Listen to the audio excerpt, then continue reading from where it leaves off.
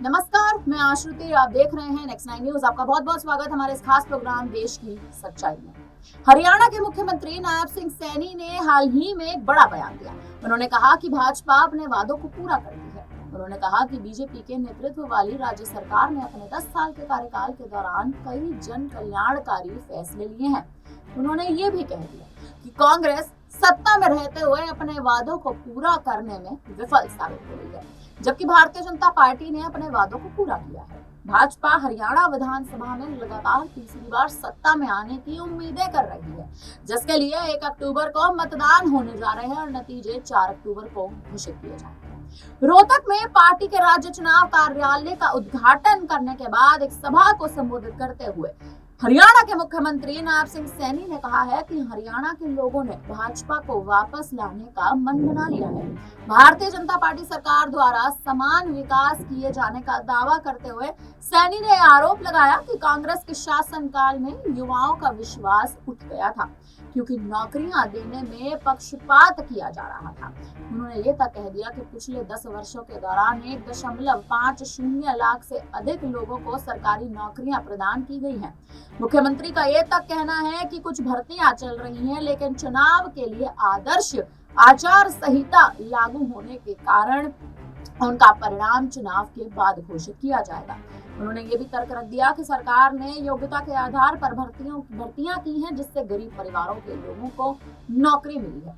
नायब सिंह सैनी ने हाल ही में सरकार के उस फैसले का जिक्र किया था जिसके तहत प्रधानमंत्री उज्ज्वल योजना के लाभार्थी परिवारों को 500 रुपए में LPG सिलेंडर मिलेगा। उन्होंने कहा कि विपक्ष इस फैसले से घबराया हुआ है। मैं उन्हें बताना चाहता हूं कि ये कोई घोषणा नहीं है, बल्कि हमारी सरकार ने इसे लागू किया है। सीएम सैनी का ये कहना है और साफ तर्क है कि भारतीय जनता पार्टी ने जो वादा किया था उसे पूरा किया गया है। जब कांग्रेस सत्ता में थी तो उसने गरीब को 100 वर्ग गज के प्लॉट का लॉलीपॉप दिया था, लेकिन लाभार्थियों को ना तो कोई कागजात मिले और ना ही इन प्लॉटों पर कब्जा मिला। उन्होंने दर दर भटके और भाजपा सरकार ने उन्हें जमीन का कब्जा और दस्तावेज सौंपे थे। मुख्यमंत्री का साफ तर्क है कि हमने एक योजना बनाई है, जिन गरीब लोगों को जमीन का टुकड़ा नहीं मिला है वे भी पंजीकरण कराएंगे। योजना की घोषणा के कुछ समय बाद ही आदर्श आचार संहिता लागू हो गई, अन्यथा 50,000 से 60,000 लाभार्थियों को प्लॉट दिए गए होते। सैनी का कहना है कि 4 अक्टूबर के बाद जिन लोगों को जमीन के टुकड़े नहीं मिले हैं लेकिन उन्होंने पंजीकरण कराया है, उन्हें भारतीय जनता पार्टी सरकार द्वारा प्लॉट दिया जाएगा। साफ तौर पर देखें तो सीएम नायब सिंह सैनी तमाम बड़े तर्क रखते नजर आ रहे हैं। ये दावा करते नजर आ रहे हैं कि उनकी पार्टी सत्ता में वापस आएगी, क्योंकि राज्य की भारतीय जनता पार्टी सरकार ने किसानों के कल्याण के लिए कई कदम उठाए हैं। हाल ही में कैबिनेट द्वारा अल्प वर्षा से प्रभावित किसानों को बोनस के रूप में 2000 रुपए प्रति एकड़ मुआवजा देने के फैसले का भी जिक्र किया गया। ये भी बताया गया कि उनकी सरकार न्यूनतम समर्थन मूल्य यानी MSP पर 14 फसलें खरीद रही है और हाल ही में सभी शेष फसलों पर MSP खरीद बढ़ाने का भी एक अहम फैसला किया गया है। अब आप पहले नायब सिंह सैनी का बयान सुन लीजिए कि आखिर उन्होंने क्या कुछ कहा। मैं आज तो शाम की स्मृति को प्रणाम करता हूं और साथियों, आप सबका उत्साह ये बता रहा है कि आपके मन में क्या चल रहा है। जब से चुनाव की घोषणा हुई है, एक ही आवाज हरियाणा प्रदेश के हर कोने से आ रही है कि अब की बार तीसरी बार भारतीय जनता पार्टी की सरकार भाइयों बनने जा रही है।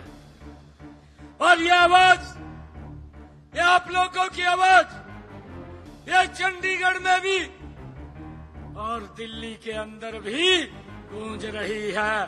भाइयों, आप लोगों को मैं बधाई देना चाहता हूं। भाइयों, आपकी आवाज तो चंडीगढ़ में भी गूंज रही है, दिल्ली में भी गूंज रही है। भाइयों, और कांग्रेस के हुड्डा साहब, भाइयों, हिसाब मांगो यात्रा लेकर के निकले हुए हैं। मैं आज इस तौसाम की सरदारी में मैं हुड्डा साहब को एक बात कहना चाहता हूं कि आप हिसाब मांग रहे हैं। हिसाब तो हर साल हमारी ये डबल इंजन की सरकार देती है, परंतु मैं बताना चाहता हूं कि आप 10 वर्ष का हिसाब तो छोड़िए, मैंने कल 2 महीने का हिसाब अपने कार्यकाल का बताया था, आज तक उसका कोई जवाब नहीं आया। अगर 10 साल का हिसाब बता दिया तो हुड्डा साहब कांग्रेस के लोगों को ये सुनना भाइयों मुश्किल हो जाएगा, पेट खराब हो जाएगा अगर 10 साल का हिसाब उन्होंने सुन लिया। नायब सिंह सैनी का कहना है कि ये सरकार अभी वर्गों के लिए काम कर रही है। उन्होंने कहा कि विपक्ष गुमराह करने की कोशिशें करता है, लोगों को उनके झूठ से सावधान रहना चाहिए। नायब सिंह सैनी ने पार्टी कार्यकर्ताओं से कहा कि वे घर घर जाएं और लोगों को बताएं कि भाजपा सरकार ने अपने कार्यकाल में विभिन्न वर्गों के लिए आखिर क्या क्या काम किए हैं। रोहतक में कार्यक्रम को संबोधित करते हुए मुख्यमंत्री के तमाम बड़े बयान, हरियाणा के लोग भारतीय जनता पार्टी की सरकार के लिए उत्साहित है। ये तब जो है वो कई बड़े बयान इस वक्त नायब सिंह सैनी की ओर से दिए जा रहे हैं। उनका ये भी कहना है कि पीएम नरेंद्र मोदी तीसरी बार प्रधानमंत्री बने हैं, इसलिए हरियाणा के लोग भारतीय जनता पार्टी को तीसरी बार हरियाणा में सरकार बनाने देंगे। हमारी सरकार महिलाओं के हक में भी फैसले ले रही है। जम्मू कश्मीर विधानसभा चुनाव में नेशनल कॉन्फ्रेंस के साथ गठबंधन करने पर कांग्रेस पर निशाना साधते हुए सीएम सैनी का ये साफ तौर पर कहना है, कांग्रेस पर निशाना है कि तमाम विपक्षी नेताओं से अगर पूछा जाए कि क्या वे नेशनल कॉन्फ्रेंस के साथ गठबंधन करके जम्मू कश्मीर में अनुच्छेद 370 और अनुच्छेद 35A को फिर से लागू करने की राष्ट्र विरोधी विचारधारा को समर्थन करते हैं, और साफ तौर पर विपक्ष इस बात पर हाँ कहता नजर आएगा। मुख्यमंत्री ने आगे ये भी कहा कि भाजपा हरियाणा राज्य में विकास की प्रक्रियाओं को लगातार तेज करने के लिए अगले 5 वर्षों के लिए संकल्प पत्र तैयार कर रही है। इससे पहले भारतीय जनता पार्टी ने हरियाणा में आगामी विधानसभा चुनाव के लिए अपने उम्मीदवारों की अंतिम रूप देने के लिए गुरुग्राम में 2 दिवसीय मंथन सत्र भी आयोजित किया था, और जिस दौरान लगातार सीएम नायब सिंह सैनी जो अपने तमाम बड़े बयान देते नजर आ रहे हैं। अब इससे इतना तो साफ है कि हरियाणा में सरकार का तख्ता पलट हो सकता है, लेकिन भारतीय जनता पार्टी लगातार बिगुल फूट रही है। भारतीय जनता पार्टी का साफ तौर पर यह कहना है कि हरियाणा में सरकार भाजपा की ही आएगी, हरियाणा में सत्ता में भारतीय जनता पार्टी की रहेगी। तो अब मुद्दा इस बात पर है कि जो हाल ही में भारतीय जनता पार्टी के 36 विधायकों ने पार्टी का साथ छोड़ दिया था, कुछ कांग्रेस में शामिल हो गए थे, कुछ जजपा में शामिल हो गए थे, तो क्या अब वही 36 विधायक जो हैं वो भारतीय जनता पार्टी के लिए हार की बड़ी वजह बन सकते हैं। और इसी बीच नायब सिंह सैनी का कहीं ना कहीं जो जिस हिसाब से वो बोलते नजर आ रहे हैं कि प्रधानमंत्री मोदी के नेतृत्व में हरियाणा में एक बार फिर बीजेपी अपनी सरकार बनाने में सफल साबित होगी,